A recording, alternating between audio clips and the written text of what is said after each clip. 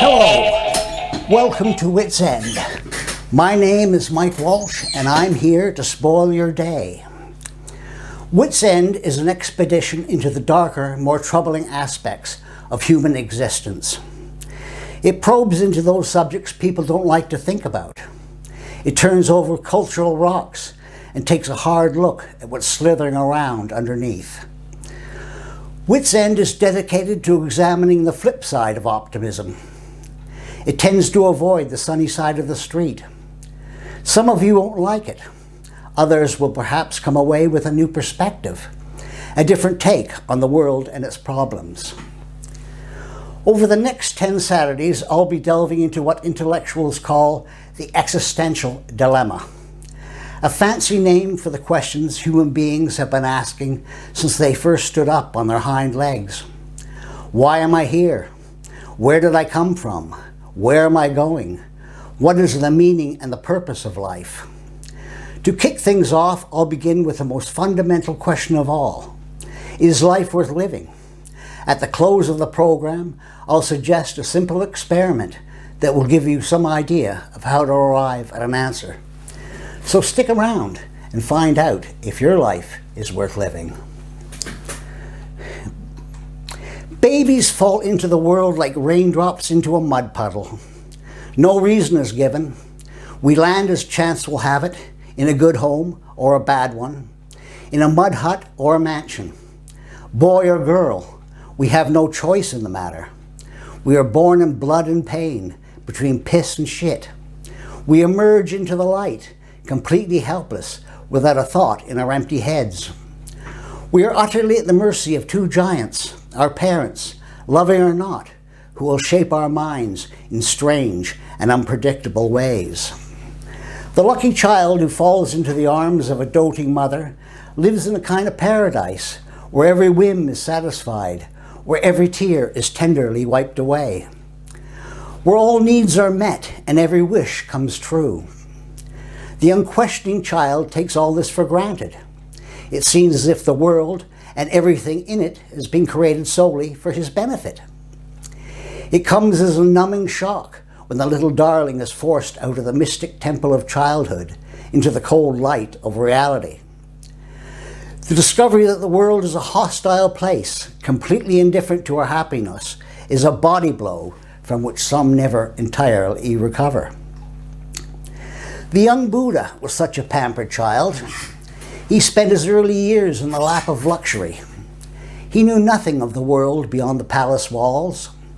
Then one day, curiosity got the better of him, and he decided to venture outside to see what was what. The sight that greeted his eyes knocked him sideways. What he saw was suffering and poverty, hunger and misery. Why do they live that way? He asked his tutor. Because they have no choice, the tutor replied. Fate has decreed it so. A little further on, the Buddha was distressed to see a sick man covered in sores. What's wrong with him? He is full of disease, the tutor replied. The flesh is prone to all sorts of disgusting afflictions. Fate has decreed it so.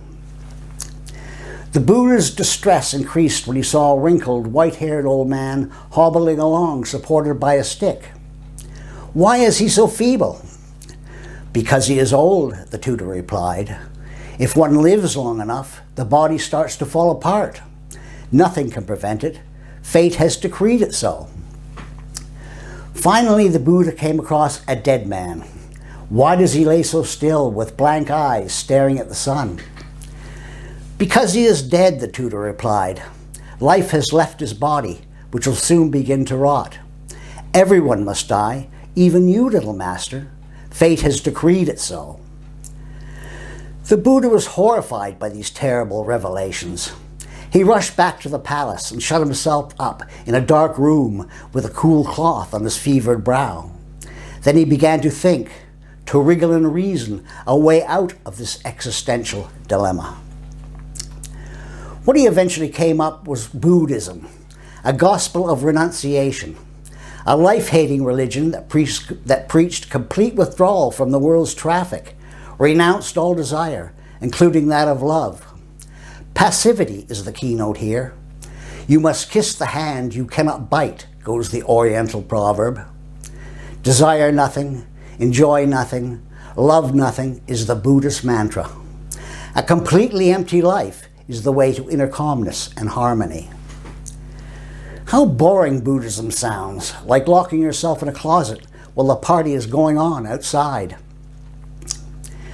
Buddhist ideas popped up later in Greece under the name of Stoicism.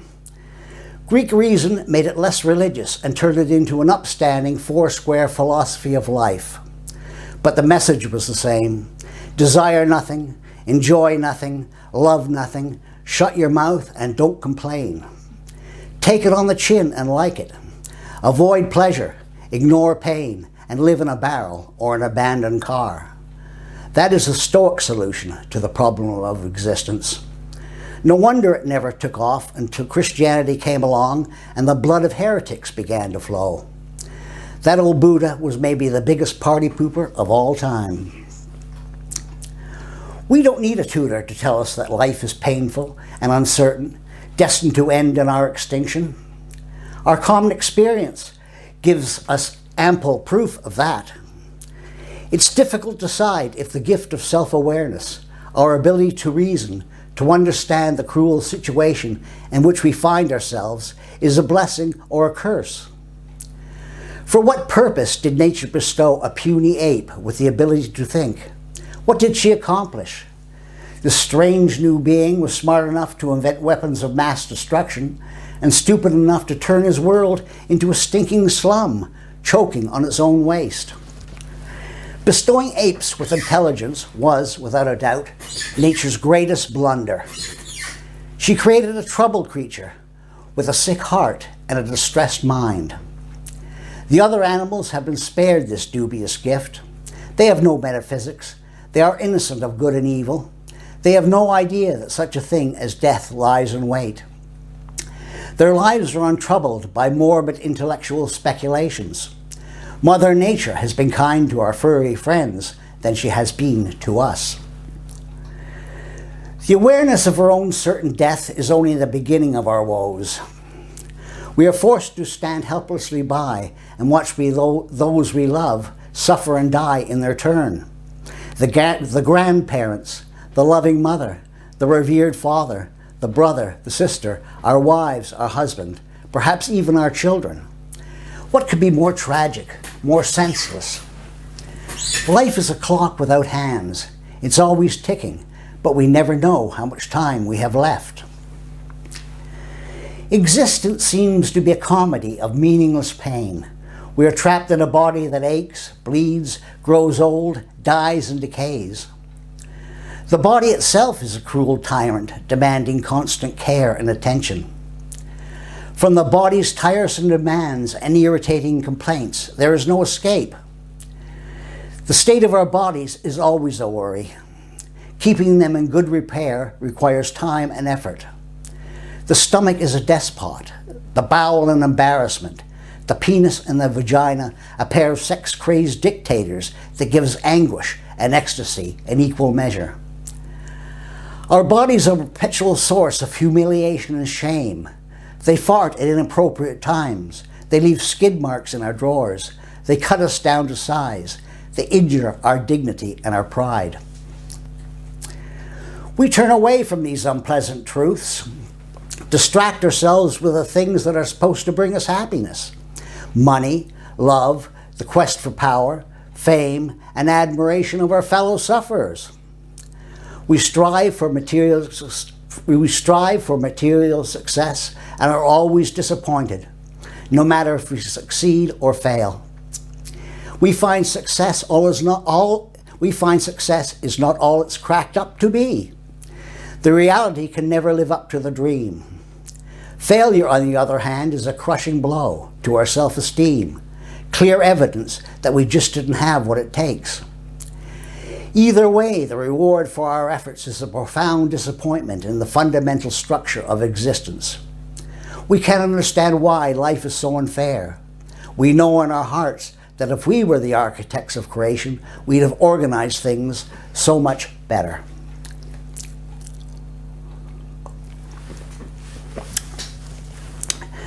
The fear of death is at the root of all our anxieties.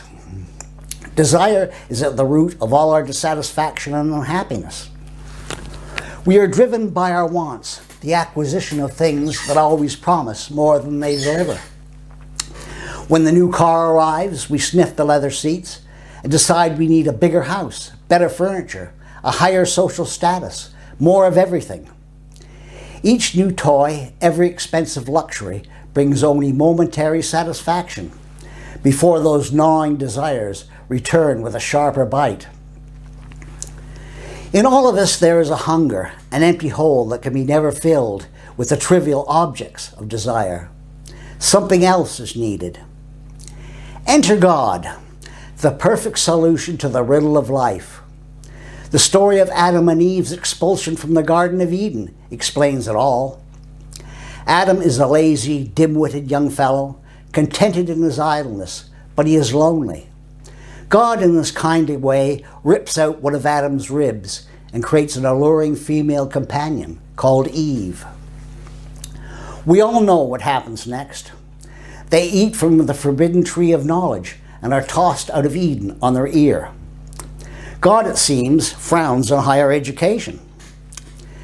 The disobedient couple find themselves in a fallen world, a vale of tears, or what Carlyle called the Hall of Doom. Here they must work, suffer, and die. Here we must all work, suffer, and die. That is our punishment for original sin, for disobeying God's order to keep our hands off that damn apple. God, however, didn't abandon us completely. That would have been no fun. Like the slippery operator he is, God offers us a loophole. If we were good and obeyed his commands, we could get back to the garden and enjoy everlasting life. On the other hand, if we were bad, we were sentenced to an eternity of torment in a terrible place called hell. Hell is a particularly fiendish invention. One might suspect that the spirit in the sky has a taste for extreme sadism. Religion of whatever brand offers mankind a shining hope, a system to live by, and the protection of a community. But it gives him far more than that. It reduces the terror of the unknown, explains the unexplainable, and provides meaning to lives that are often brutal, miserable, and unfulfilled. The panacea of religion worked pretty well for a couple of thousand years. Then the Enlightenment came along, and God began to lose his footing in the minds of men. Doubts about his very existence set in. The heavenly city began to topple. Ideas are dangerous things. They are like drops of acid, burning away our comforting certainties, making holes in the fabric of our most cherished beliefs. The discoveries of science pulled God down from his throne. Dr. Copernicus proved that the Earth was just an insignificant pebble rolling aimlessly around a minor star, and not the very center of the universe that we formerly supposed. Then Charles Darwin stepped into the ring and delivered the knockout punch. He concluded that mankind had evolved from some slimy worm-like thing wriggling up from the primeval ooze. He told us we were not the sublime creation of an all-powerful God, but a set of random mutations. Even Darwin himself shrank from this odious discovery, for he realized the terrible damage it would do to the human psyche. God is dead, Friedrich Nietzsche cried triumphantly as the old tyrant with 1,000 names was carried from the ring. Nietzsche spoke too soon. God is making a comeback, and he's come back angry. In the Middle East, millions of God-crazed fanatics with bombs and Kalashnikovs are busily slaughtering infidels in the interest of creating a better world. In the United States, God is still a hot ticket. The Christian right are tirelessly beavering away to bring back that old-time religion that used to burn witches and other evildoers at the stake. Science and religion are still locked in a deadly struggle for supremacy. Science has logic on its side. God, on the other hand, has a muscular brute called faith. My money is on the brute. It is easier to believe than it is to think. Without God, mankind is right back where he started, in the vale of tears, walking the halls of doom in a world without meaning. Science and its prodigal offspring, technology, have brought us wonderful things the old God so thoughtlessly withheld. We have all sorts of miraculous devices designed to make life easier and more carefree. Every advertisement on TV encourages us to buy something we don't need by holding up the product as a symbol of something we really do want. Youth, beauty, health, love, status, freedom. And yet all of this manufactured junk doesn't make us happy. We are greedy, insatiable creatures, full of envy and spite, the true children of original sin. We chafe and struggle against the limitations of the world imposes. We long for immortality, but can't stand an afternoon alone in our own company without going mad with boredom. We rush about on trivial pursuits in a frantic effort to mask our disappointment and unhappiness. Underneath all this frenzied activity, the ancient anxiety still lurks. What sort of God would summon us into life only to gleefully subject us to such evils as fear, sickness, age, loss, sorrow, labor, strife, pain, hunger, cold? There is something chilling. There is something chilling and malevolent in such a God. Yet death without God to save us really is death. There will be no life everlasting, no joyous family reunions with our deceased loved ones in an untroubled heaven. All that awaits is the terrifying blackness of eternity. It is unlikely mankind will ever find a completely satisfying answer to the poignant enigma. What are we doing here? What does it all mean? Do we live and die like insects? For nothing? For nothing? Has fate decreed it so? Let me suggest an experiment. At the close of each day, mentally give it a plus or a minus. At the end of a month, add them up, and that will give you some idea of whether or not your life is worth living. Thank you for watching. Please subscribe, and don't forget to click on the link to my website in the description below. Until the next time, stay frosty, stay skeptical, and never bend over in the shower if there's a priest lurking nearby.